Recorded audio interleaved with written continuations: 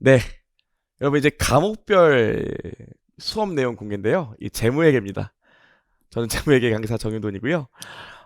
일단 저희 이번 스파르타반의 재무회계 요약 강의의 목적은 아는 문제만 정확히 풀어 합격하기라고 써놨는데 사실 부제는 플러스 10점이에요. 10점을 더 획득할 수 있도록 하자. 볼게요. 보시면 최근 3년간 세무사 재무회계 출제 경향을 보면 여러분이 꼭 아셔야 될 게 있는데 한 문제라도 중급회계 2가 더 많이 출제가 되고 있어요. 한 문제라도 중급회계 1이 더 많이 출제된 적이 거의 없어요. 중급회계 2가 출제가 더 많이 됩니다. 저는 알아요. 여러분들이 이제 D-90, 60, 30 되면 재고랑 유형자산 마치고 합격하자 이런 생각을 하시는데 보시면 아시겠지만 중급회계 1의 난이도가 실제 출제 난이도가 중급회계 2를 압도합니다. 우리 2019년 재무회계 문제를 보면 세무사 1차에 굉장히 어려웠죠. 최근 한 6년 사이에 가장 어려운 재무회계 시험이었었는데 중급회계 1 출제된 문제들을 보면 사이즈도 굉장히 크고 전체 내용을 다 알아야 풀 수 있게 나오기 때문에 여러분이 생각하는 것처럼 유형자산에 득점한다, 유형자산에서 득점한다 어려워요. 여러분들이 중급회계 2에서 득점을 해주셔야 돼요.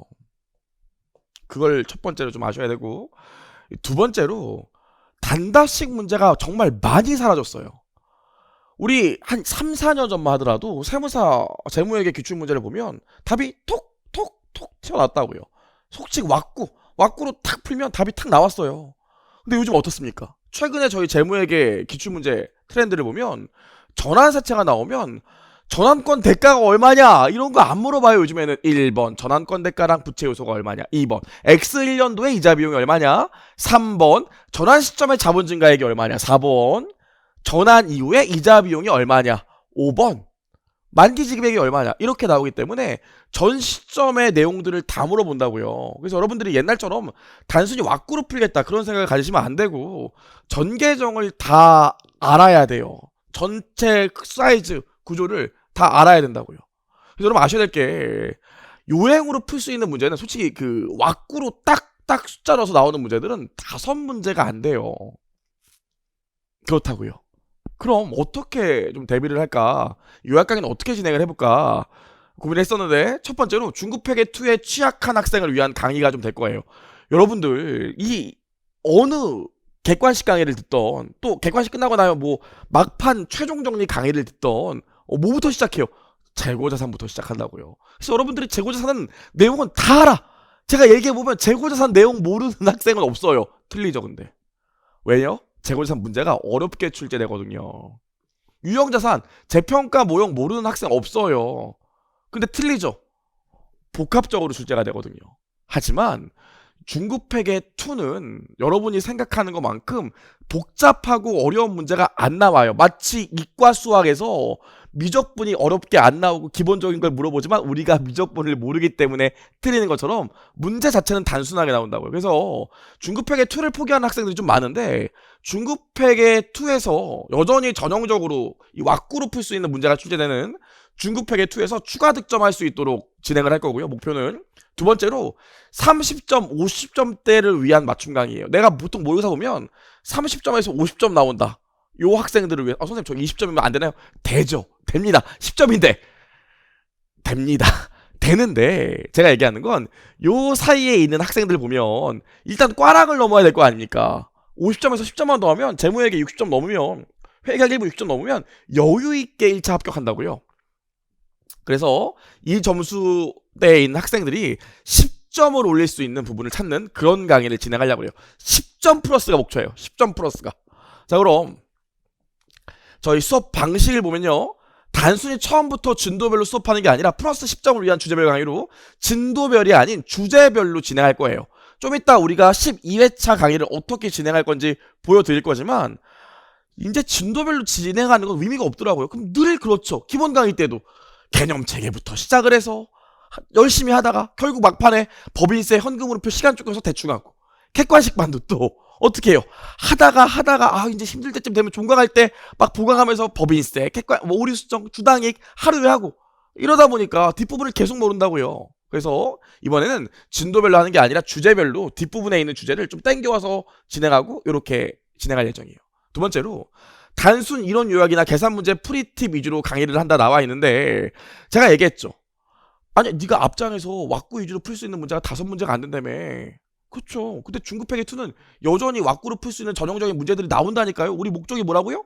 10점 올리는 거. 2.5점에 한 문제니까 4문제 더 맞는 거예요. 4문제.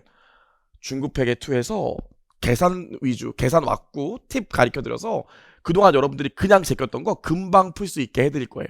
그게 목적이고요. 세 번째로 말문제 특강 및 고급회계 특강 진행할 거예요.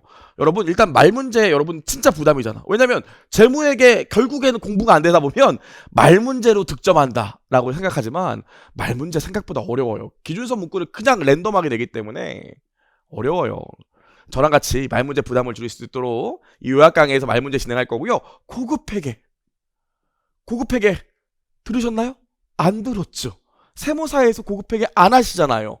근데 문제는 뭐냐면 저희 시험에 2019년에 한 문제도 안 나왔어요.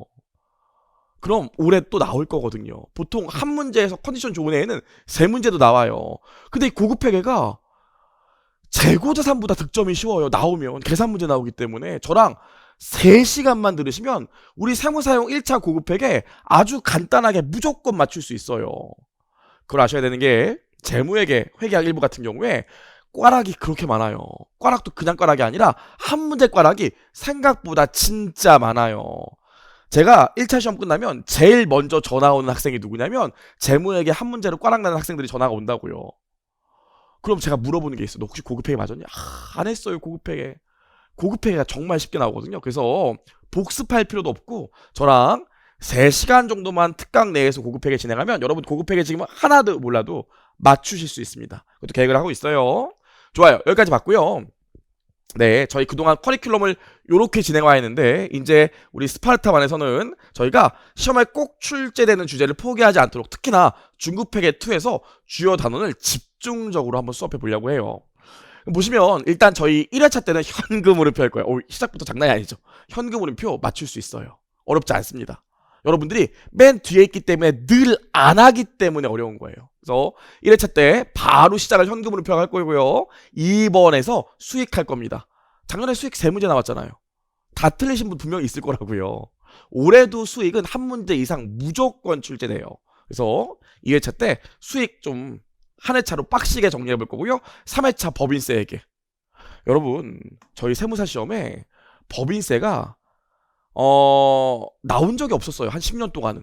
그러다 재작년부터 출제가 되는데 출제된 이후로 계속 나오고 있거든요. 근데 학생들이 습관이 들어서 법인세 그냥 제낀다고요. 작년 법인세 기출문제를 한번 펴보시면 문제 겁나 길죠. 푸는데 20초면 돼요. 놓친다고요. 그냥 어렵게 안 나오는데. 올해도 나온다니까요. 안 나오면 할 수 없는데 나온다니까요. 법인세에게 정리할 거고요. 리스요. 개정됐죠. 작년에 개정 첫 해부터 문제가 좀 빡세게 나오긴 했지만 당연히 올해도 나와요. 리스들 많이들 제끼시잖아요. 리스 볼 거고요. 5회차부터는 채권 할 거예요. 채권. 우리가 5회차, 6회차 때는 채권 할 거거든요. 그래서 사채, 복합금융상품, 금융자산 할 건데 채권은 1차 때만 중요한 게 아니라 2차 때 무조건 하셔야 된다고요. 왜? 채권을 잘해야 2차 때 한 4단 정도를 그냥 꽁으로 먹을 수 있어요. 그래서 워낙 현재가치평가나 현금으로 못 하시는 분들이 많기 때문에 채권은 2회차에 걸쳐서 주제별로 할 거예요. 채권, 현재가치. 그 다음에 7회차 때 고급회계 할 거고요. 그래도 또 중급회계 원도 좀 해야 되지 않겠습니까? 그래서 8회차 때 유형, 무형, 투자부동산, 9회차 때 재고자산 할 거고요. 10회차 때 뭐 할 거예요? 개념체계 할 거예요. 개념체계 올해 뭐 있었습니까? 개정됐죠? 저는 알고 있습니다. 이 개념체계 개정됐기 때문에 또 내용도 굉장히 말이 어렵게 바뀌었기 때문에 여러분들 분명히 안 보셨을 거예요. 분명히 저는 알아요. 분명히 안 보셨다는 걸. 그래서 부담되실 거니까 요때 3시간 정도 시간 투자해서 한 번만 정리할 거예요. 개념체계.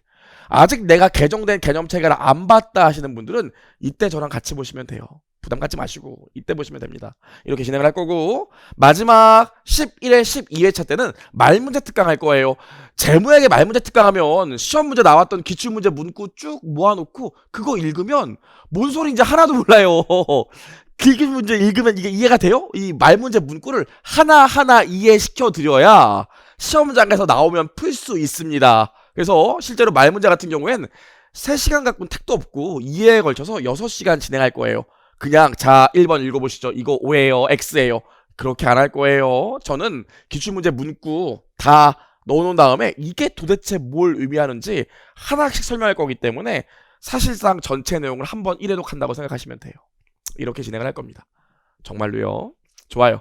여기까지 해서 저희 재무에게 주제별로 주차별로 어떻게 강의할 건지 좀 봤고요. 이제 재무에게 교재를 봐야 되는데 저희 2개 쓸 거거든요. 일단 요약서는 그래도 있어야죠. 아니 다른 학원에서도 오시지만 그래도 제 왁구랑 제 책 정도는 보여드려야 되니까 이 재무에게 키핸드북이라고 요약서 있어요. 요거 쓸 겁니다. 요거 여러분 요거 12,000원 정도밖에 안 해요. 그래서 요거 저희 진행할 거고요. 문제집은 별도로 안 하고 제가 그때그때 문제 새롭게 만들어서 핸드아웃 나눠 드릴 거예요. 다른 데서 공부하시는 분들도 굉장히 많이 오는데 이거 하신다고 문제집 따로 사고 또 그러면 힘드시니까 저희가 요약서는 갖고 오셔야 되지만 그때그때 문제들은 저희가 회차별로 특수 프린터를 나눠 드릴 거예요. 그러니까 이건 걱정하지 마시고요.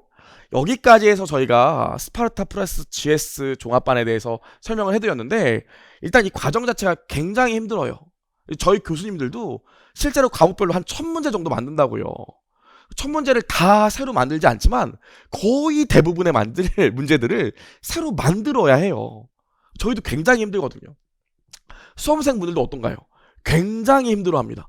매일 시험 문제 보면 저희 과정 끝날 때까지 보면 과목별로 1000문제 보는 거니까 한 5000문제 푸시는 건데 당연히 힘들죠. 그리고 또 성적 공시되니까 이거에 대한 압박감을 굉장히 못 이겨 하시는 분들도 많고 막판 되면 체력 부족해서 힘들어 하시는 분들도 굉장히 많아요.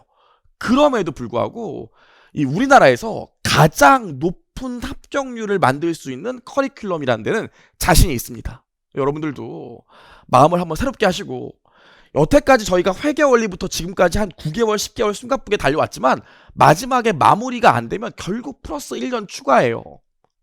남은 3개월, 90일 동안 저희 다 같이 한번 달려서 좋은 결실 누릴 수 있도록 같이 수업 진행했으면 좋겠습니다.